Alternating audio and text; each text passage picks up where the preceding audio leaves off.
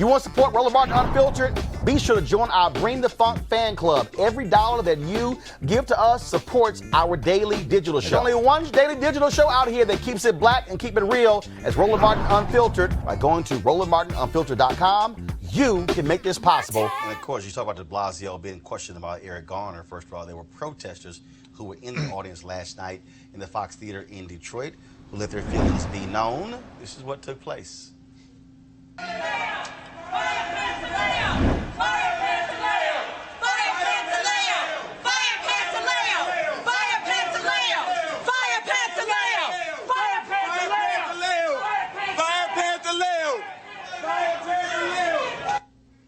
There were also chants that took place interrupting Cory Booker last night as well.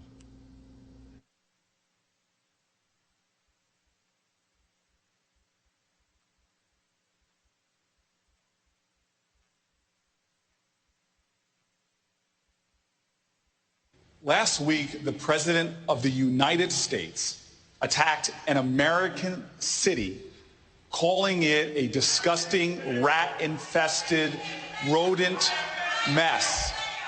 We need a nation that understands that these tired, old language,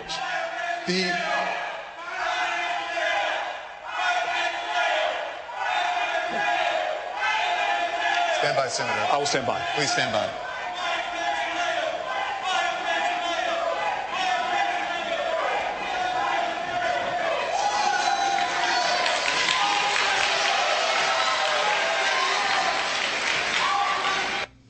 Joining us right now, one of those folks, Tamika Mallory. She is the co-president of the Women's March. Tamika, glad to have you on the show. There were people who were saying, how dare they interrupt the black candidate? You addressed that issue on social media. Yes. You know, it's one of those things like you had to be there to understand exactly what took place. And let me just apologize for the fact that I got to get out of my Uber right now. You good? That's why the show's called Roland Martin Unfiltered. Exactly. We roll around. So, what basically happened was that during de Blasio's time of, his opening statement, when he said that he was able to stop and frisk. Yeah, I know. I'm coming right back. I'm sorry. When he said that he was able to stop and frisk, and he was sort of touting that particular issue to try to speak to, what he's done with police, we would not allow that to just go by. Eric Garner was killed under the practice of stop and frisk. And so once he said it, it triggered for two of the members of my colleagues to speak out. So Mysonne and also Mysonne Lennon, and Minister Kirsten John Foy. So y'all had no plans to do this. There was no plan. We didn't organize a protest, any of that. But when he said it, it triggered them to yell out, "Fire Pantaleo," two times they said it. And so once they finished saying it, we were done. We were back to the debate, just like we'd been there the night before. There was no disruption from us, but there were other people yelling out different things the night before. And so at the point that the police came, it was about 10 minutes later. They walked over to us. First of all, another security guard came down the aisle right after we finished, after the chanting was done. He walked down the aisle and he came by and asked us, please just be quiet. As long as you're quiet, you can remain. We won't talk about the fact that black folks in the crowd were like, sir, excuse me, if you want to know who was protesting, let me show you them right here. So we're not going to even get into that. But it's a whole nother thing about self-hatred. But once the security guard left, everything was completely fine. Everyone was quiet. About 10 minutes into the debates, if you notice, we make it all the way up to Cory Booker. And if anybody knows how it goes, it's back and forth for different people to get 1 minute. So when they came over, they wanted to take one person from our team alone. And we said, no, you can't take anybody with you, we're just going to talk to him. We're not going to throw him out. No, we're not sending one person with law enforcement. You have to take all of us. And so eventually they began to remove us. And at that point, it was the open season. We had to make sure people knew why we were there and what was going on. And then it became a full-blown protest. The police exacerbated the situation and made it a protest because that is not what happened originally.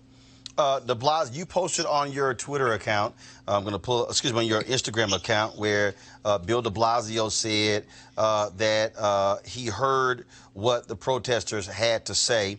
But also go to my page feed, please. Go to my iPad. Cory Booker tweeted out to the folks who were standing up to Mayor de Blasio a few minutes ago, good for you. That's how change is made. Hashtag Dem Debate. His social media team didn't miss a beat. That's right. They didn't miss a beat, and I'm sure he had his cell phone back here on this podium where they asked him, "Is this cool?" And he agreed to do it. And so, you know, I'm glad that they acknowledged us. That's all good. That sounds good. I'm glad that Cory used it. It was brilliant of them to use it as a moment to call for justice. And I'm really glad that Julian Castro and Senator Kirsten Gillibrand really used the opportunity to address Mayor de Blasio on the stage. Eric Garner became a major point of conversation last night at that debate, and I do not believe that would have happened if we did not make sure that his name was called there. The night before, we got about 5 minutes on race, and people act like they were afraid to use the word black just the night before. Don Lemon didn't speak about race until almost the end of the debate. So we had to put it front and center, and I'm glad that it happened. Unfortunately, you know, it wasn't exactly what we set out to do, but the Lord works in mysterious ways, and we went with the Spirit when it was necessary. All right, Tamika Mallory, always glad to have you on here explaining what took place last night. And I'm sure all the mainstream media people, you know, misconstrued it and said other crap. That's what we call go right to the source on this show.